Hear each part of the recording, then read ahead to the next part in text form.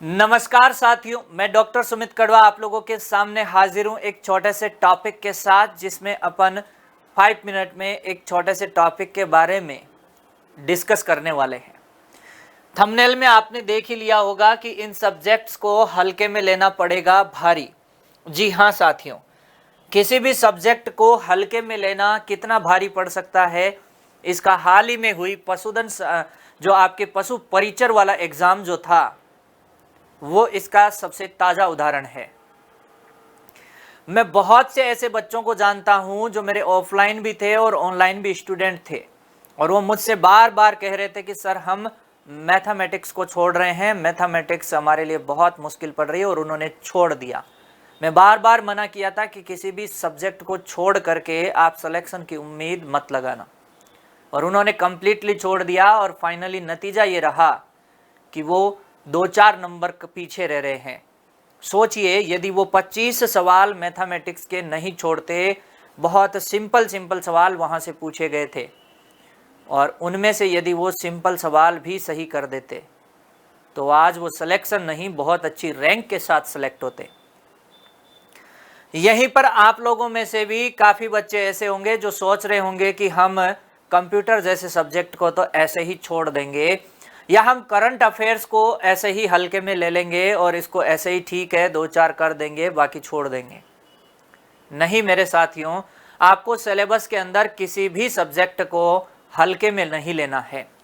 आपका जो part A है, हालांकि पार्ट ए के बारे में मैं बताऊं तो आपको सिंपल बात इतनी कहूँगा कि इस पार्ट ए का जो सिलेबस है, इसको अच्छे से अध्ययन कीजिए सिलेबस का, और उसके बाद उसमें से यदि आपको कोई सब्जेक्ट मुश्किल लगता है तो उस सब्जेक्ट को हल्के में नहीं लेना है। उस सब्जेक्ट को जो मुश्किल लगता है उसका एक तरीके पे शॉर्ट नोट्स तैयार कीजिए, और उस सब्जेक्ट के यदि आपने शॉर्ट नोट्स तैयार कर लिए तो फिर फाइनली आप उससे क्या कर पाएंगे, बार बार उन सिर्फ शॉर्ट नोट जो 10 पेज के शॉर्ट नोट है उन्हीं को बार बार उस सब्जेक्ट में पढ़िएगा। इससे क्या होगा साथियों, वह सब्जेक्ट यदि आपको सिंपल क्वेश्चंस देता है तो आप आसानी से वहां से अपना अच्छा स्कोर कर सकते हैं। लेकिन यदि मैं बात करूं पार्ट बी की, तो साथियों पार्ट बी जो है काफी बड़ा पोर्शन आपका रहने वाला है, और पार्ट बी के अंदर साथियों यहां से 10 सब्जेक्ट हैं,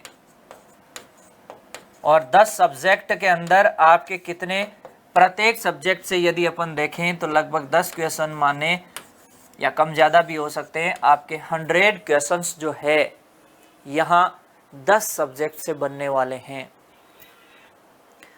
यहाँ आपको मैं बता देता हूँ, जो सब्जेक्ट आप हल्के में लेते हैं, 2-3 सब्जेक्ट ऐसे हैं जिनको आप बहुत ज़्यादा हल्के में लेते हैं, और ये सब्जेक्ट आपको सिलेक्शन के रास्ते से बाहर कर सकते हैं। इस कड़ी में सबसे पहला मैं जो सब्जेक्ट बताना जा रहा हूं वो है एक्सटेंशन। साथियों एक्सटेंशन एक ऐसा सब्जेक्ट है जिसे यदि आप बार बार नहीं पढ़ेंगे तो सही नहीं कर पाएंगे। यहां से बहुत बेसिक और इजी सवाल आते हैं। यदि आप इस सब्जेक्ट को अच्छे से बार बार पढ़ेंगे तो आप इस सब्जेक्ट को आसानी से कवर करेंगे। और हल्के में इसलिए लेते, कई बच्चे ये सोचते हैं एक्सटेंशन ही तो है, ये तो आसान है, ये है ऐसे कर देंगे वैसे कर देंगे, यहाँ मात खा जाते हैं। दूसरा सब्जेक्ट जो मैं आपको बता देता हूं, सबसे आसान समझ के चलते हैं कि साहब एलपीएम ही तो है, 2-4 नस्लें पढ़ लेंगे और इधर उधर करके ऐसे हो जाएगा। नहीं मेरे भाई, एलपीएम जितना आसान लगता है परीक्षा के अंदर उतना ही घुमा हुआ क्वेश्चन यहाँ से आपको मिल सकता है एलपीएम के अंदर। तो इस सब्जेक्ट को आपको हल्के में कतई नहीं लेना है। और तीसरा सब्जेक्ट जो हल्के में लेते हैं वो एनिमल जेनेटिक्स एंड ब्रीडिंग को लेते हैं। जब मैं एप में एनिमल जेनेटिक्स एंड ब्रीडिंग मैंने जब पढ़ाना शुरू की थी तब बच्चे कहते थे सर जेनेटिक्स तो हमने ऐसे पढ़ रखी है वैसे पढ़ रखी है, लेकिन वास्तव में जब उनका जेनेटिक्स से सामना हुआ तो हवाइयाँ उड़ गई। इसका मतलब एजीबी अपने को अच्छी क्यों लगती है, उसमें क्या चीज अच्छी लगती है कि भाई मेंडल की जेनेटिक्स पढ़ते हैं तब तक सब अच्छा लगता है, लेकिन जैसे ही कहानी मेंडल से आगे बढ़ती है तब मामला गड़बड़ हो जाता है, क्योंकि मेंडल के जेनेटिक्स तो 10वीं क्लास तक की किताबों के अंदर भी है। इसलिए वो आसान लगती है क्योंकि बार बार उसी को पढ़ रहे हैं। 8वीं 10वीं 12वीं इन क्लासों के अंदर वो जेनेटिक्स बिल्कुल सिंपल तरीके से है। अपने को वही लगता है कि 3:1, 1:2:1 है ना, 1:2:1, 9:3:3:1 है ना, 12:24, 12:12:1। नहीं, जेनेटिक्स इसके बाद शुरू होती है। ये तो जेनेटिक्स की शुरुआत है।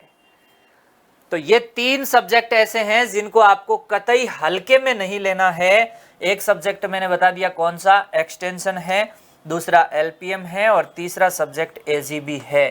तीनों सब्जेक्ट में से किसी भी सब्जेक्ट को आपको हल्के में कभी नहीं लेना है। इसके अलावा जो सब्जेक्ट है उनको आप हल्के में नहीं लेते हैं, मेहनत भी अच्छी करते हैं, लेकिन जब यहाँ पे 30 सवालों को आप हल्के में लेके चले जाते हैं तो एग्जाम के अंदर तो एक सवाल ही आपको बाहर करने के लिए काफी होता है। तो ये 3 ऐसे सब्जेक्ट है जो आसान से दिखाई देते हैं लेकिन आसान होते नहीं हैं। इन पे भी पूरी मेहनत आपको करनी होगी। इसके साथ साथ आपका जो फिजियोलॉजी है, कई बार अक्सर बच्चे गलतियां मेडिसिन के अंदर भी ज़्यादा तुरमखा बनते हैं कि साहब हमें तो ये आता है वो आता है, लेकिन आपको पता है एग्जाम के अंदर सवाल अलग तरीके से पूछा जाता है और फील्ड के अंदर आप क्या काम कर रहे हैं वो एक अलग चीज़ है। तो फील्ड में काम करना और एग्जाम का सवाल अटेम्प्ट करना, दोनों में एक डिफरेंस काफ़ी रहता है। वो प्रैक्टिकली चीज़ें आप कर रहे हैं, ये थ्योरेटिकल चीज़ें हैं। थ्योरेटिकल चीज़ें किताबों से पूरी होती है और फील्ड का काम किताबों से नहीं, आपके हाथ का हुनर वहाँ ज़्यादा होता है। ये बात सही है कि किताबों से पढ़ के ही बाद में आगे चीज़ें अप्लाई करते हैं फील्ड में, लेकिन वहाँ हाथ का हुनर ज़्यादा काम आता है और यहाँ पे आपको जो किताबों में लिखा हुआ नॉलेज है उसके आधार पे काम करना होता है।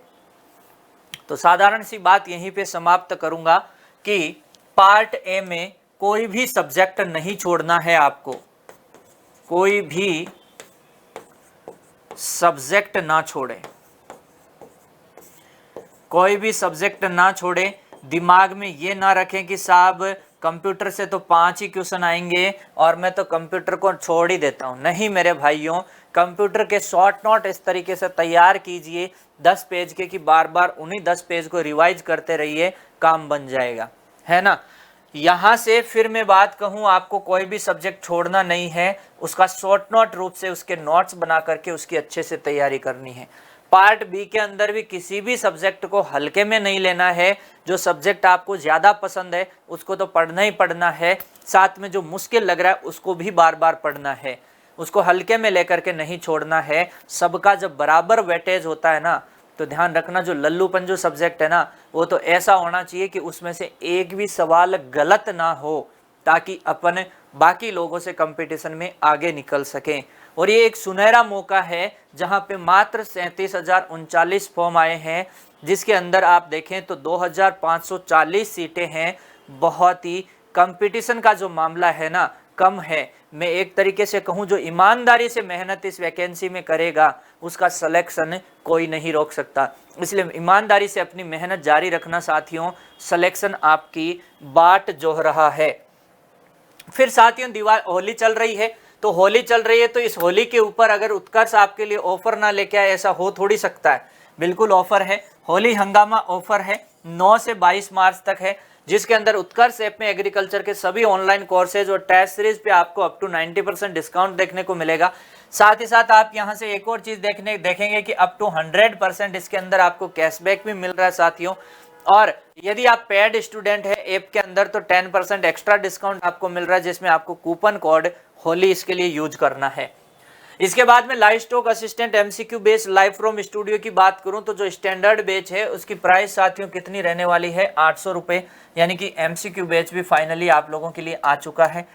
Live stock assistant 90 days target base live from studio prime जो बैच है वो 2100 का है और स्टैंडर्ड बैच जो है वो कितने का है, 1400 रुपए का है।